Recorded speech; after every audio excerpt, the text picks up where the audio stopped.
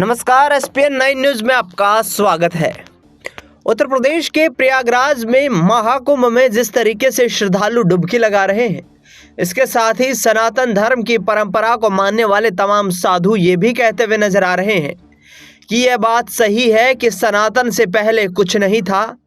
जो भी धर्म और पंथ आए हैं वे सब सनातन के बाद में आए हैं। सनातन एक ऐसा धर्म है जिसमें कई देवी देवताओं ने अवतार लिए हैं। और इसी के साथ उन्होंने ये भी कहा कि सनातन धर्म में विश्वास रखने वाले करोड़ों हिंदू लोग अपनी आस्था कुंभ में जताते हैं, इसलिए वे कुंभ का आनंद लेने के लिए यहाँ भगवान शिव की नगरी पहुँचते हैं। और जिस तरीके से मूर्ति विसर्जन के माध्यम से अपना यहाँ पर सब कुछ मानकर भगवान शिव को न्योछावर करते हैं, पूरी श्रद्धा के साथ यहाँ पर भगवान शिव की आराधना करते हैं। इसी के साथ कहीं ना कहीं राजनीतिक बवाल भी यहाँ पर जबरदस्त तरीके से हो रहा है।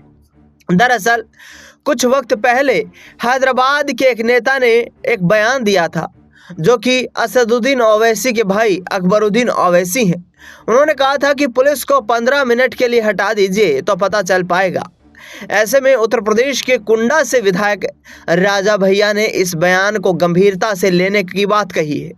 उन्होंने कहा है कि हमें इस बात को गंभीरता से लेना चाहिए। उसकी बात काफ़ी हद तक सही है। यदि ऐसा हो जाए तो आधा हिंदू तो एक झटके में ही खत्म हो जाएगा। आखिर हमारे पास है क्या?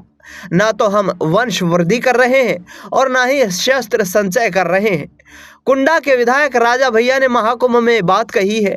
उन्होंने दिव्य प्रेम सेवा मिशन की ओर से आयोजित प्रोग्राम को संबोधित करते हुए कहा कि आज हिंदू समाज में बहुत सी बुराइयां खत्म करनी होंगी।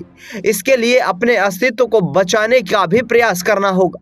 राजा भैया ने कहा कि शास्त्रों से यहाँ पर रक्षा नहीं की जा सकती संस्कृति की, उसके लिए शस्त्र उठाना जरूरी है।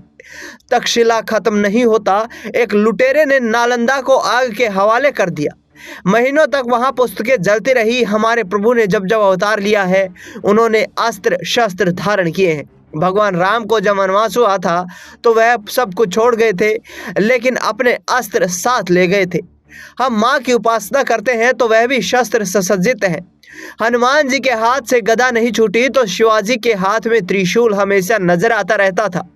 शास्त्र ये कहते हैं कि कब किसका प्रयोग करें, लेकिन वह नहीं कहते हैं कि शस्त्र छोड़ दें।